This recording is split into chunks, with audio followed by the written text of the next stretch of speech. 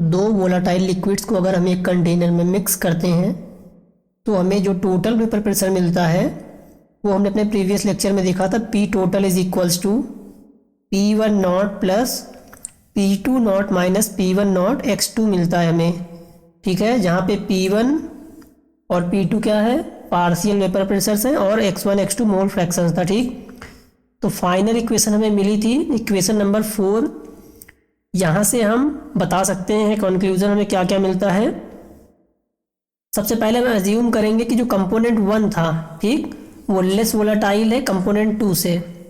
इसका मतलब कि जो कंपोनेंट 2 है वो ज़्यादा वोलाटाइल है, उसके वेपर्स ज़्यादा बनेंगे। ठीक, इसका मतलब कि जो पार्शियल प्रेशर ऑफ 2 होगा वो ज़्यादा होगा वेपर प्रेशर ऑफ 1 से। ठीक है ना, समझ में आया?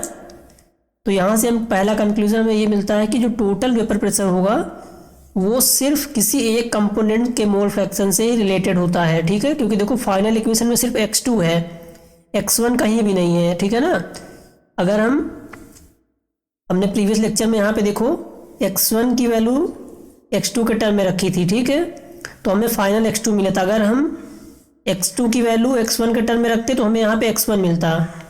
ठीक है, इसलिए अगर आपने नहीं देखा पहले का लेक्चर राउल्स लॉ का तो आप उसको जाके देख लीजिए, उसका लिंक भी आपको डिस्क्रिप्शन में मिल जाएगा। ठीक है, तो यहाँ से हम पहला पॉइंट हमें ये मिलता है कि जो टोटल वेपर प्रेशर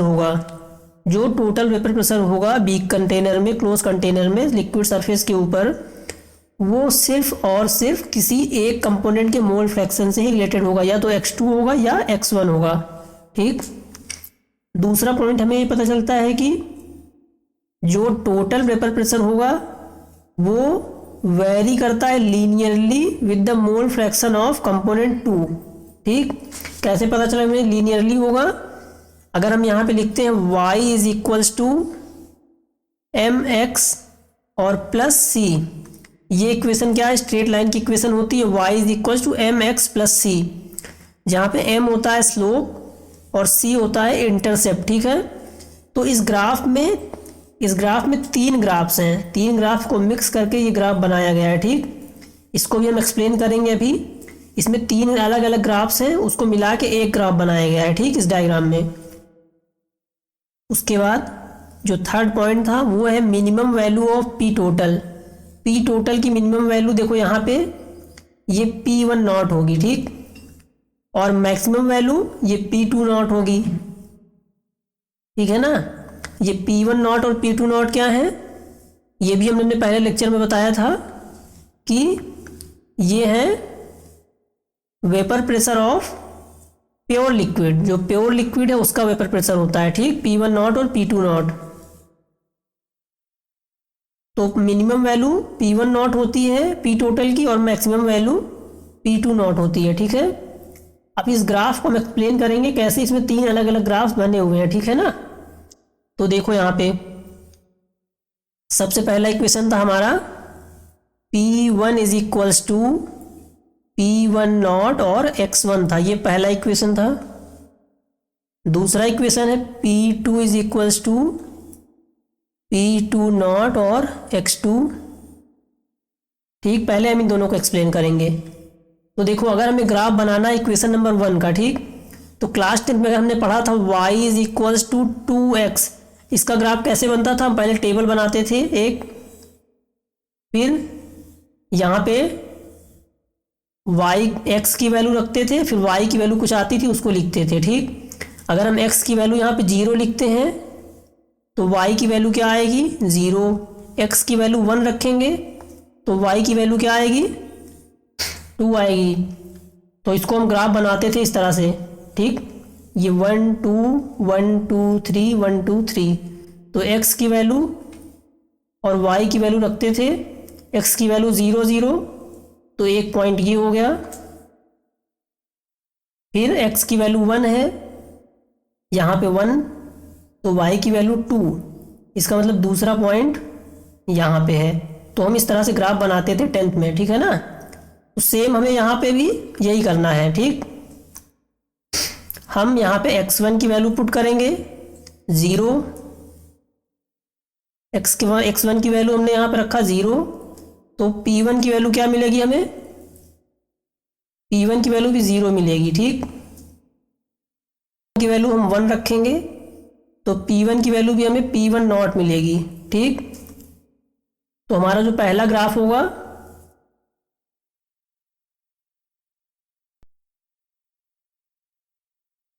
यहाँ पे हमें पहला पॉइंट मिलेगा 0 0 और दूसरा पॉइंट हमें मिलेगा 1 और P नॉट। ठीक है, ये दूसरा पॉइंट हमें यहाँ पे मिलेगा, इसको हम ज्वाइन करेंगे तो ये हमारा पहला ग्राफ हो गया। ठीक, इसी तरह से हम दूसरी टेबल बनाएंगे, उसमें x2 की वैल्यू पुट करेंगे तो हमें P2 की वैल्यू मिलेगी। दूसरा ग्राफ भी कुछ इसी तरह से बनेगा, यहाँ पे सिर्फ x2 हो जाएगा और यहाँ पे P2 हो जाएगा। ठीक, तो हमें ग्राफ ड्रॉ करना है टोटल वेपर प्रेशर और मोल फ्रैक्शन में, तो ये हमारा दूसरा ग्राफ भी सेम ऐसे ही बनेगा। ठीक, अब तीसरी इक्वेशन हम देखेंगे। तीसरी इक्वेशन हमें P टोटल की मिली थी, P total is equals to P1 not plus P2 not minus P1 not और x2। ये हमें इक्वेशन नंबर 3 मिली थी। ठीक, इसका ग्राफ कैसे ड्रॉ करेंगे, देखो यहाँ पे ये P टोटल, ये y is equals to M X plus सी।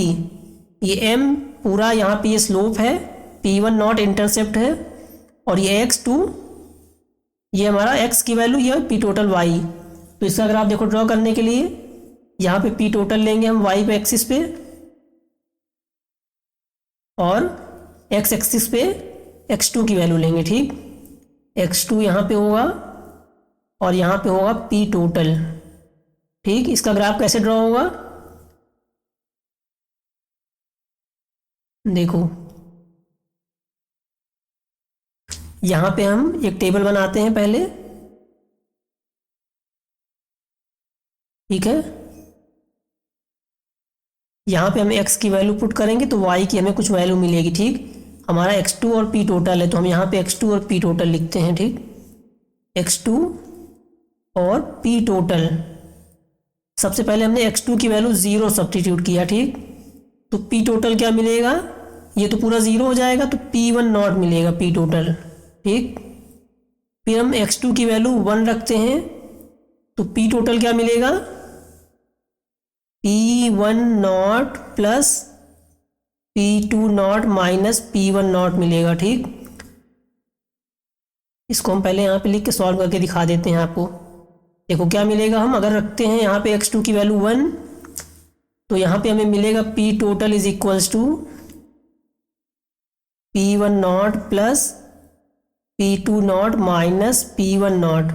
ठीक, यहाँ से P1 नॉट कैंसिल हो गया तो सिर्फ P2 नॉट मिला हमें, P2 नॉट। समझ में आया। अब देखो यहाँ पे हम सब्स्टिट्यूट करेंगे ग्राफ में, x2 की वैल्यू 0 और P टोटल की वैल्यू P1 नॉट, यहाँ पे P1 नॉट है। ठीक, तो पहला पॉइंट हमें क्या मिला, पहला पॉइंट हमें मिला यहाँ पे। दूसरा पॉइंट हमें क्या मिलेगा, x2 की वैल्यू 1 है, ये x2 की वैल्यू 1 और P टोटल की वैल्यू P2 नॉट। ठीक, ये P2 नॉट यहाँ पे। दूसरा पॉइंट हमें ये मिला। ठीक, इसको ज्वाइन कर देंगे, ये हमारा तीसरा ग्राफ है। ठीक, ये तीसरा ग्राफ है हमारा। हमने तीनों ग्राफ को मिक्स कर दिया तो कुछ इस तरह से मिलेगा। देखो ये P1 नॉट यहाँ पे है, P2 नॉट और ये तीसरा ग्राफ है। ठीक, तीनों ग्राफ को मिक्स करके इस तरह से कुछ बनेगा इक्वेशन। ठीक, देखो यहाँ पे x1 की वैल्यू 0, x1 की वैल्यू 1, x2 की वैल्यू यहाँ पे 0, x2 की वैल्यू 1। ठीक है ना, एक ग्राफ को यहाँ पे रिवर्स करके बनाया गया है। देखो एक ग्राफ इस तरह से बना है, दूसरा ग्राफ इस तरह से बना है और तीसरा ग्राफ इस तरह से बना है। ठीक है ना, ये ग्राफ 1 इस तरह से बना है, 2 इस तरह से और 3 इस तरह से। तीनों को मिक्स करके इस तरह का ग्राफ हमें मिलेगा। ठीक है ना, समझ में आ गया कैसे बना हुआ ग्राफ।